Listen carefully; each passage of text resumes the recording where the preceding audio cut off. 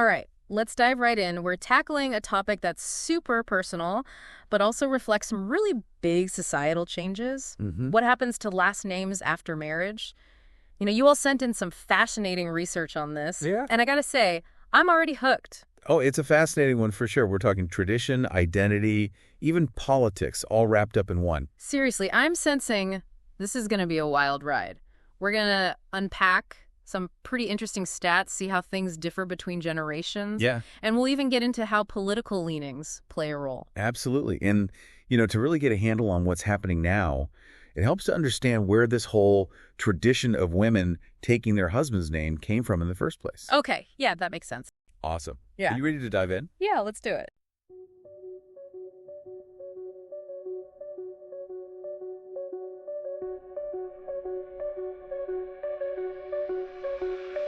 Data on the screen, numbers come alive. Male, female flows where the patterns thrive. Visual charts, public colors unify. Gender decoded, bringing truth to light. Small drum fill.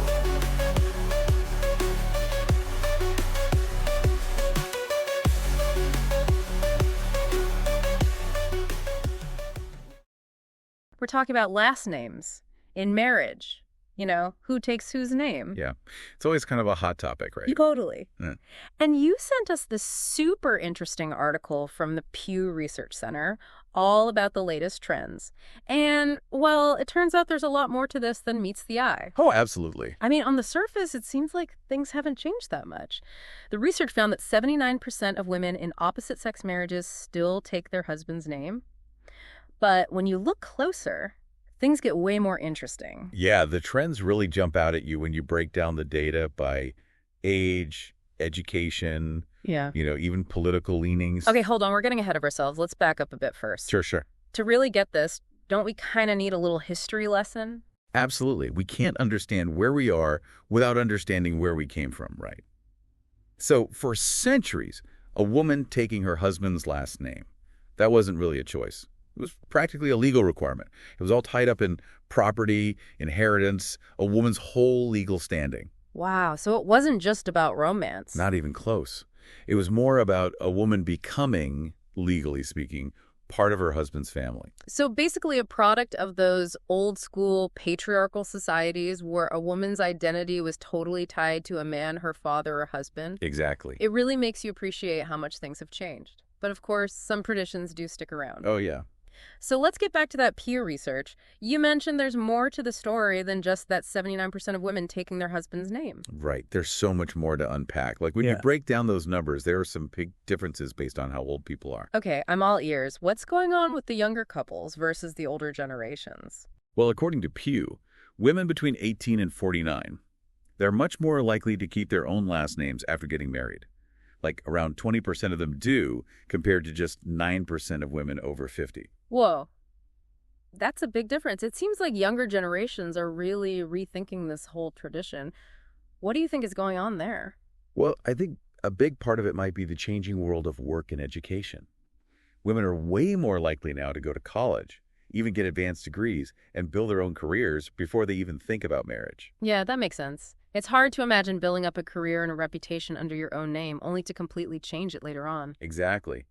And with more women putting off marriage and focusing on their careers, their last names become even more connected to who they are professionally. So it's less about following tradition and more about holding on to that hard-earned sense of self. Exactly. And it's not just careers either.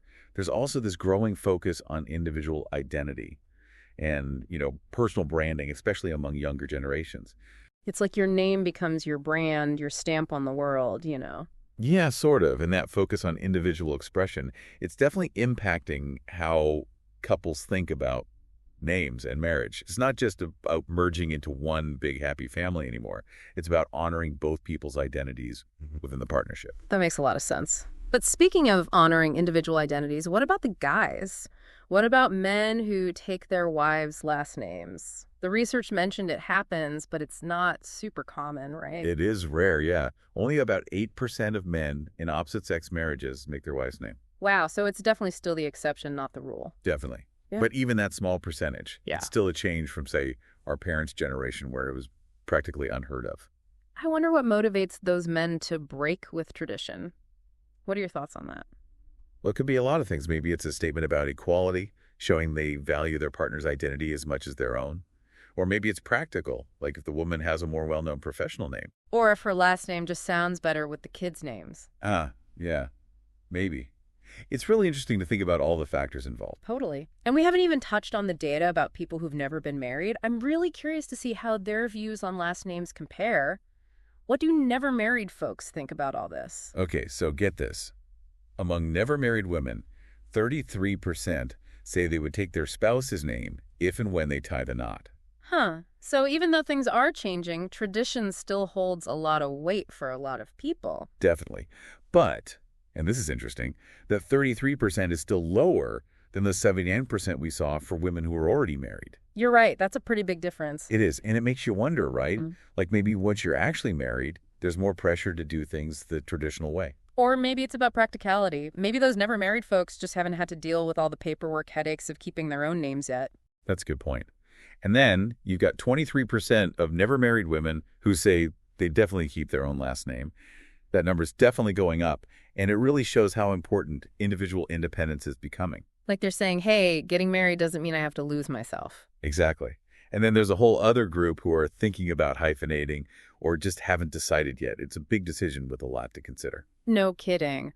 But before we go any further, what about the guys who've never been married?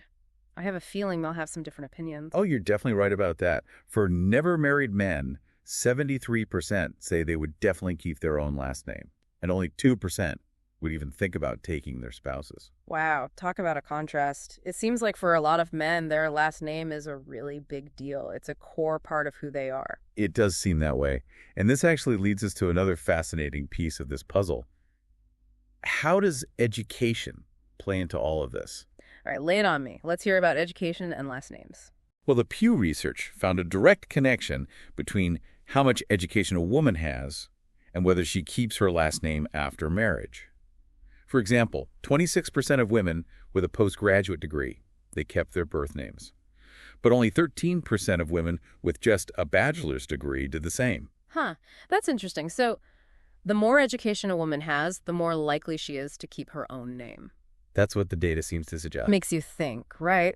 Like maybe there's a link between higher education and a stronger sense of self. It's definitely possible. I mean, think about it. Higher education exposes people to all sorts of new ideas and encourages them to, question the way things have always been done. So maybe those with more education are just more likely to challenge those old traditions, like the whole idea that women have to take their husband's last name. Exactly. And that brings us to maybe the most surprising finding from the Pew Research.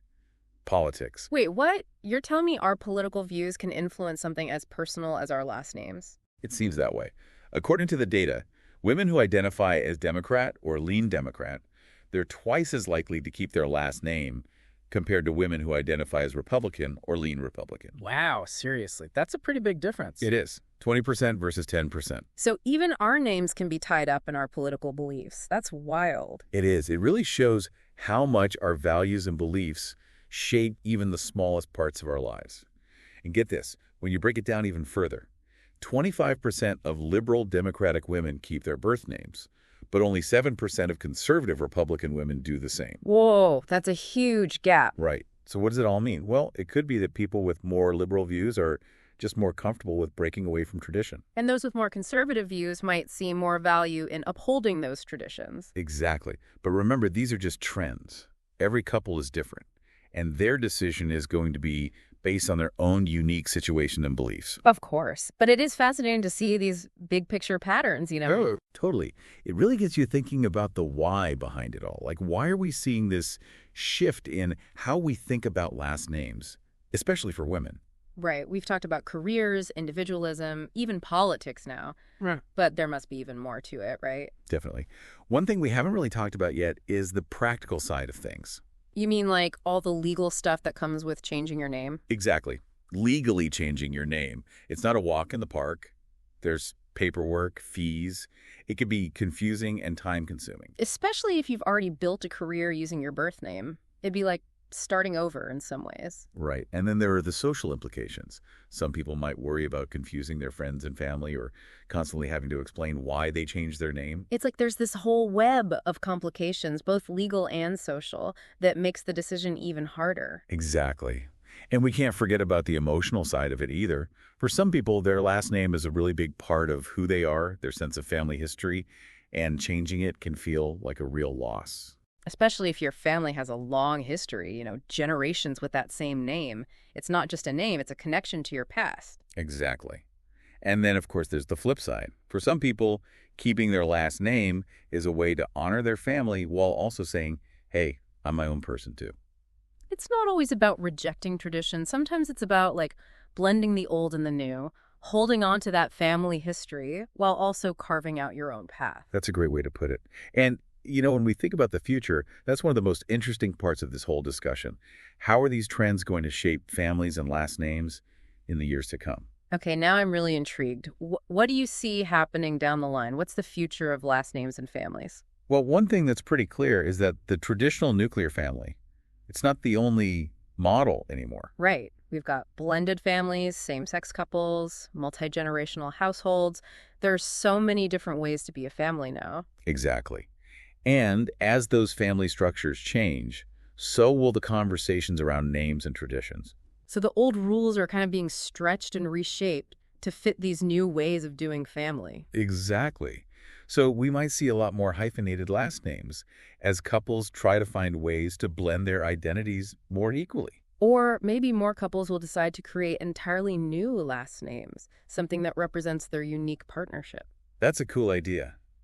It would allow couples to step away from tradition and create something totally new that reflects who they are as a family. It'd be like writing their own family history, starting fresh. And then there's an even more radical idea, something we're already seeing a little bit of. No last names at all. Whoa, really? That's definitely a big departure from tradition. It is, and it's hard to say if it'll catch on in a big way, but it shows how much these traditions are changing. So, to our listeners out there, are we on the verge of a naming revolution? Will we see a complete break from the old ways? Or will these trends eventually create a whole new set of norms? It's hard to say for sure, but one thing's certain.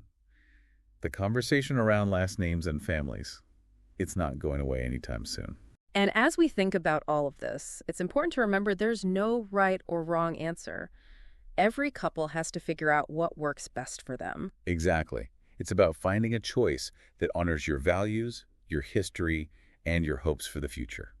Because in the end, your last name is just one small part of what makes your family unique. Right. It's just one thread in the big, beautiful tapestry of your family's story. And that tapestry, it's always changing, getting more complex and interesting with every generation. It really is. It really is amazing to think about, isn't it? Something as simple as a last name can lead to all these big questions about, who we are, where we come from, what it means to be a family. It really shows how much our world is changing and how those changes, even the big societal ones, they filter down into our personal lives. It's pretty fascinating. It makes you wonder, what will people think about all this, years from now? Will they look back and be like, wow, things were so different back then? Well, I think it's totally possible. The way we think about marriage, family, individual identity, it's always changing. And those changes are definitely going to show up in how we deal with last names and all that. So as we wrap up this deep dive, what are the big takeaways here? What advice would you give to our listeners who might be thinking about all this? Maybe they're engaged or planning to start a family. Well, I think the biggest thing to remember is this. There's no one right answer. Every couple's different. And their decision about last names should be, unique to them based on their own values. So it's less about following tradition and more about finding a solution that feels right for them, for their relationship, their vision of family. Exactly. Whether that means sticking with tradition, going with a hyphenated name, creating something totally new, or even ditching last names altogether. The important thing is to be thoughtful about it, talk it through, and make a choice that feels authentic to them. And to remember that it's not just a practical or legal decision. It can have a big impact on how you see yourself, your partner, your family as a whole. Totally. It's about figuring out a way to honor everyone's individual identity while also building a sense of togetherness, a sense of shared purpose as a family. And you know what's really cool about all of this? There's so much room for creativity now. It's not just about following the old rules anymore. Right. It shows how adaptable we are, how we can find new ways to express our values and our connections. So to our listeners out there, talk to each other, figure out what's important to you, and don't be afraid to think outside the box, to create a solution that truly reflects who you are as a couple and as a family. Exactly. It's your story. It is. And at the end of the day, your last name is just one small part of that much bigger story, the story of your family. And that story, well, it's always evolving, growing more interesting and complex with each new generation. It's pretty amazing when you think about it. I know. Well, that about wraps it up for our deep dive into the world of last names, marriage, and everything in between. It's been great exploring this with you. Thanks for having me. Of course. And to our listeners, we'd love to hear from you. What are your experiences with last names and marriage? What do you think the future holds for all of this? Share your thoughts with us, and let's keep this conversation going. Thanks for tuning in, everyone, and keep those minds curious.